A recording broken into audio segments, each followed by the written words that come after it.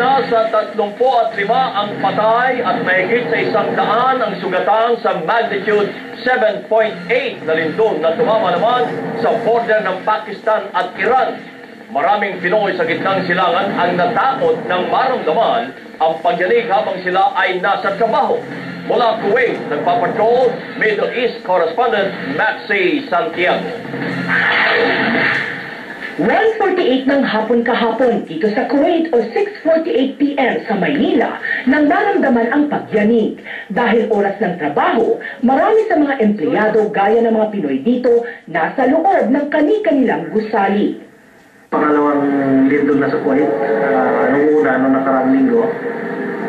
This time medyo malakas na, nakakatakot kasi nasa 18th floor kami.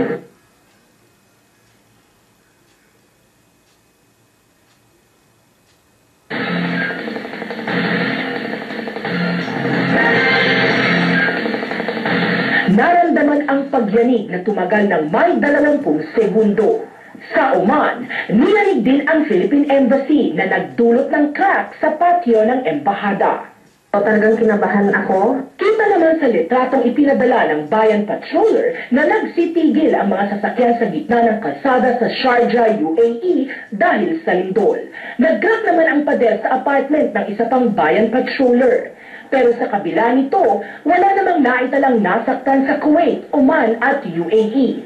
Ang matinding tinamaan ng lindol, ang Pakistan. 35 ang patay at mahigit 100 ang sugatan sa pagyanig. Maxi Santiago, Patrol ng Pilipino, Kuwait. Samantala,